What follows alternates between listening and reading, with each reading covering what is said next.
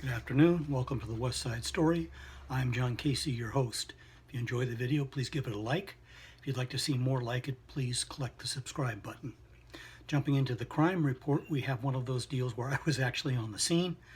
Yesterday afternoon, about 4:50, two gentlemen had decided to have a shouting match in the crosswalk on Kylie and Benton. I was sitting in the parking lot of Cafino getting my drinks, and these two fellows were using a lot of expletives, and the fellow in the black jacket, I don't know if his wife or his girlfriend, was trying to pull him away, and the fellow in the green jacket was waving hands in the air. It was kind of an exciting time. And finally they broke it up, and just after they broke it up, Santa Clara police showed up. Never can tell. During the week I have been reviewing the crime blotter, and really there's only two kinds of calls that show up: domestic violence and failure to appear for a bench warrant. And I'm afraid those are both going to be with us for a long time. Kind of leads into the next item. About 6 years ago, the people of the state of California approved Proposition 47. Proposition 47 took a whole bunch of crimes that were felonies and made them misdemeanors. The logic was it would give the police more time to work on those remaining felonies. Didn't work that way at all. It's been a complete failure. It's largely responsible for the revolving door in our jail system. There's a move on to undo Proposition 47. I'm sure you're going to be hearing a lot more about this in the near future, and just for the record, I think it's a wonderful idea. Jumping over to the library, again, a bunch of good programs there. Reviewing the list today, I saw that there was help with immigration issues. There's help with getting qualified for the low rent income subsidies, and a bunch of other good stuff. It's really worth it. So check this website out. They have lots to say. In the fact checker this week, we're going to do a local issue.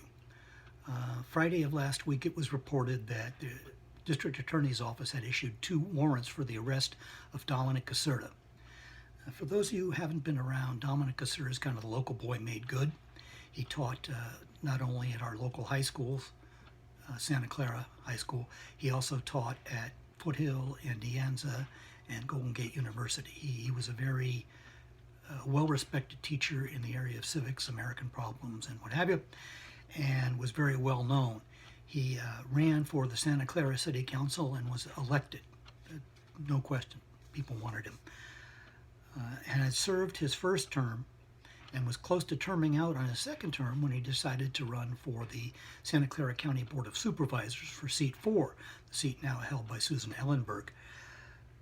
During the campaign, many organizations gave him money. Unions, PTAs, civic organizations, business organizations. He had a lot of money. And quite frankly, all the polls were showing that he was the odds-on favorite to win. However, somewhere along the line, that got derailed because he was accused of sexual harassment. And of course, the local media picked it up on those lurid details all over the place, and kind of accumulating in, no charges were filed by anybody, but kind of accumulating in him resigning from the council in open session, and he was gone. One of the things the city did was, while he was there, which I think is abysmal, actually held kind of an open gripe session a la Parkland, to allow people to say what they didn't like about him. Of course, with no chance for him to defend himself. Anyway, so he kind of dropped out of sight. Had a very nice home over in what we call the old quad section, worth quite a bit. He sold it for $2 million not too long ago. The current arrest warrants are not based on any of what we've just talked about. They are based on the claim, and I say it's just a claim, an allegation, that he actually falsified 2 time stubs to increase his net worth to get into a new home.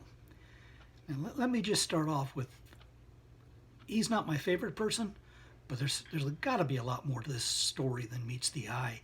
Even if he needed the money, he wouldn't have to do that to get it. I'm just very, very surprised at the whole thing, and you can mark my words, there's a lot more to this story than meets the eye. In any case, that's it for this week. Thank you for tuning in, and please stay safe.